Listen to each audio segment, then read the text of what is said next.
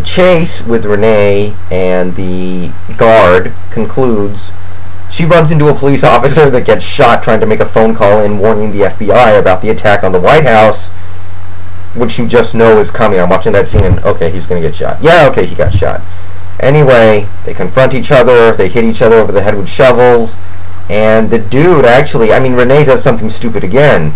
She was fighting with him, and she had him on the ground. All she had to do was bash his skull in with a shovel, but she instead decided to try to go down and choke him, which makes no sense. There's no need to keep him alive. Well, one of the subplots here is that the guard is like a teenager. He's Dubaku's son, and he doesn't know that Juma ordered the death of Dubaku. Renee tries to convince him. He says, "You liar, blah blah blah." Who cares? I think he died, because just as Renee's about to actually be choked to death, a couple FBI agents that realize that Renee was missing find her, shoot the dude. She finally manages to get out that the White House is the target. Agent Moss spreads the word, but they're already in the White House apparently. They snuck in through the White House. They had a little bit of inside help from a dude in the area who helps kick out a tunnel area, which is kind of weird, because I was thinking to myself, I wonder if the White House really has a tunnel like that. I hope, if they do, I hope no terrorists were watching that episode or something, you know. Anyway, they get in, and they blow through Secret Service. I mean, it's not even funny how easy they slice through Secret Service, and it makes me worried. I'm thinking, is it this easy to go get the president? I hope our Secret Service is better than that.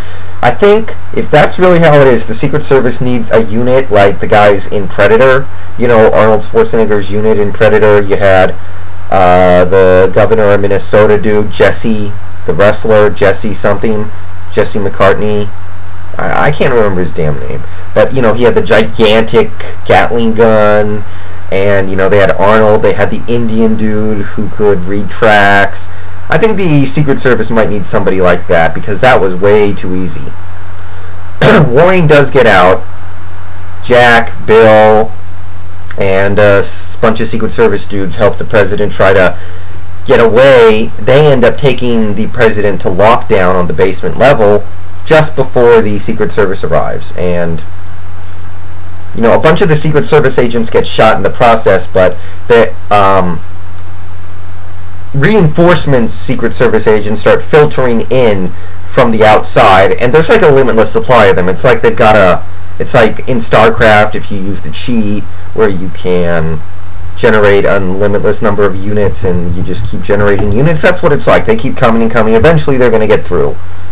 So anyway, all the bad guys, all the Sangala-ists or whatever, are hanging around in front of the lockdown with like 50 something hostages, trying to get the door open, but they can't. They try and hack into it, but Jack short circuits the door opening mechanism, so it can't open.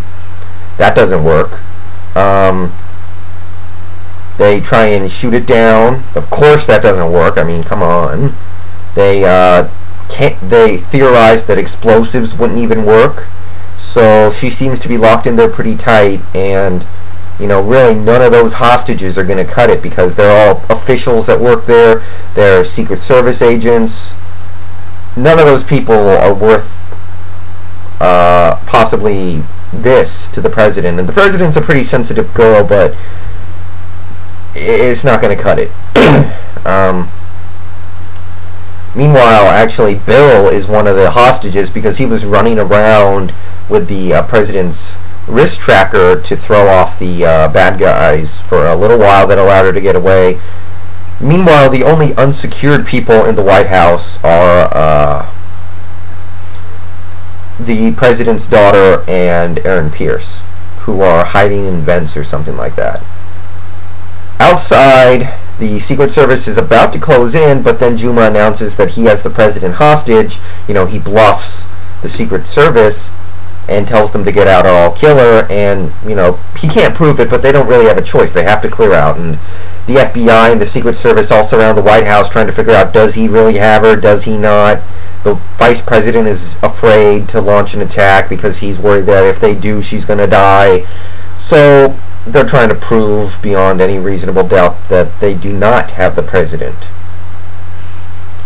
And, well, time is running out for the terrorists, so they contact Jon Voight. And I don't know the character's name, but he's corrupt. He's dealing with the Juma regime. He's doing it in exchange for some kind of shipment. And he tells them that the president's daughter is in the White House, but not, I don't know where she is, but if you find her, you can use her to get the president to open that door. Obviously, I mean, we knew this was going this way. As soon as you saw Aaron Pierce and the daughter in the vent, you knew that's where this is going. And let's see. They look around. She tries to get out a Morse code signal outside using a flashlight to warn everybody that, we're okay, come in, code green, or whatever it is. But she gets caught before she can get it off. Aaron gets caught, so Juma, using threats of, death on her daughter, gets the president to open the door. I mean, Jack and the president have this yelling conversation. President Taylor, Taylor, have this yelling conversation about open the door, no, I'm not gonna. And I was thinking to myself, actually, he can't open the door, can he? He short-circuited it, but I guess he can open the door. So, because he did, they surrender, and I don't know, this Juma guy's a punk. I mean, he threatened to go back on the deal that he had with the Jon Voight dude. He's very violent, he's very thuggish. I mean, he is really unlikable. Really just unlikable. So Jack is captured, the president's captured, and we don't really know where this is going, but Juma is planning to make a statement using the president, a video statement, and then presumably he's going to kill the president. So, he's like the Joker. He has absolutely no rules. I mean, that's one thing I noticed about this 24 season. These villains have no sense of honor, no rules. They just do whatever. And that's a good theme. It reminds me of The Dark Knight, because these good guys, they're supposed to have these rules, these regulations that they follow, but they can't win with those because the bad guys don't have any. So that's one thing I noticed. And I don't know where this season is going. We still have over exactly half of it left, actually, but it's going in a good place. Oh, meanwhile, this is a pretty much irrelevant subplot, but Chloe O'Brien gets arrested at the FBI because she was working with Jack. She deleted a name off the list of people who had been working with the Juma regime.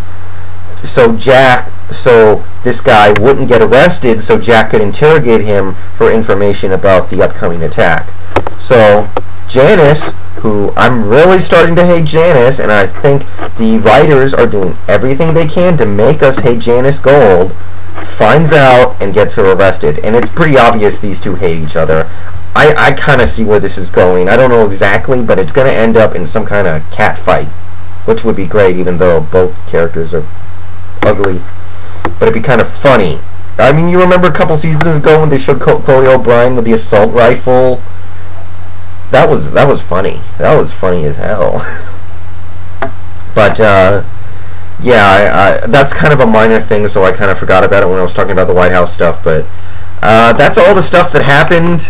We're going good places. It's very dramatic, very nerve-wracking. So episode 13 next week, gonna be a good one. Alright, see you guys later.